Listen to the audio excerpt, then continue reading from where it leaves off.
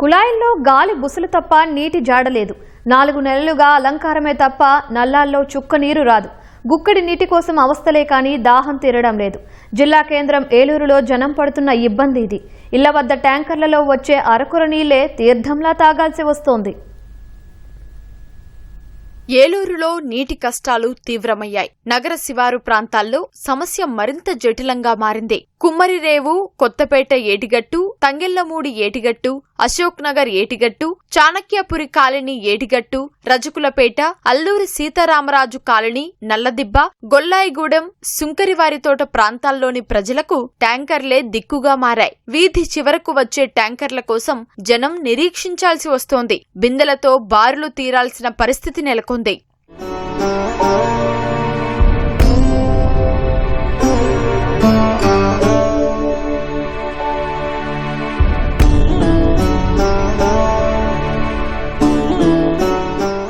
ట్యాంకర్లు ఎప్పుడొస్తాయో తెలియక పనులన్నీ మానుకుని ఎదురు చూడాల్సి వస్తోందని శివారు కాలనీల ప్రజలు చెబుతున్నారు.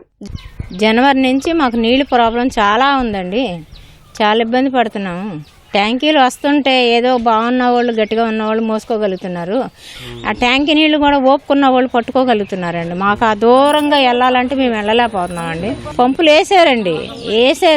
వేసినా అసలు చుక్క రావట్లేదండి. రాకే ట్యాంకీల కోసం పోరాడామండి. ట్యాంకర్లు అంటే ఇక్కడ మాకంటూ పంపులు కానీ లేదంటే బావిలు కానీ ఏమీ లేవండి. ట్యాంకర్ నీళ్ళు వచ్చినాయో మేము సరిపెట్టుకోవాలి.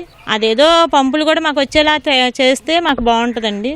అయితే మేము పన్ను పోయేవాళ్ళం కాబట్టి పొద్దున్నే తీసుకొచ్చే టయానికి మేము ఉండలేకపోతే ఆ వాటర్ కూడా మాకు ఉండట్లేదండి. జల్ జీవన్ మిషన్ లో భాగంగా ఇంటింటికి తాగునీటి కుళాయి ఏర్పాటు చేశారు. అయితే వాటికి కనెక్షన్ ఇవ్వకపోవడంతో అలంకారప్రాయంగా మారాయి. ఆయా ప్రాంతాల్లో కుళాయిల ద్వారా నీరందే పరిస్థితి లేదు. ప్రస్తుతం ట్యాంకర్ల ద్వారా సకాలంలో నీరందిస్తున్నామని అధికారులు చెబుతున్నారు. అవసరమైతే అదనపు ట్యాంకర్లు ఏర్పాటు చేస్తామంటున్నారు.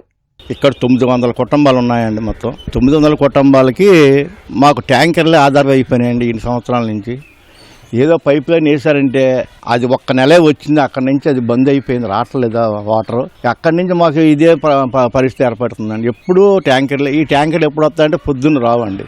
ఇక్కడందరూ కూలి పనులు పోయేవాళ్ళు కొన్ని ట్యాంకర్లు వచ్చినా రోడ్డు మీద పెడతారండి. ఎక్కడ గట్టు మీద నుంచి రావాలంటే ఇక్కడి నుంచి మూసుకెళ్ళాలంటే కష్టం. మరి అంతకాలం అండి మేము పనుల్లోకి పోతాం. గబగబారు 4 బిందులు మోసుకుంటాం, పనుల్లోకి పోతాం. ఆ ట్యాంకులు 10-11 ఇంటికి వస్తాయి, వెళ్ళిపోతే మరి నీళ్ళు ఉన్నాం కదండి. మాకు మా ఆయన సెక్యూరిటీ పనికి ఏదో పనికి మగవాళ్ళు ఉండరు, మగవాళ్ళు మయ్యరు, ఆడవాళ్ళు తిప్పలు.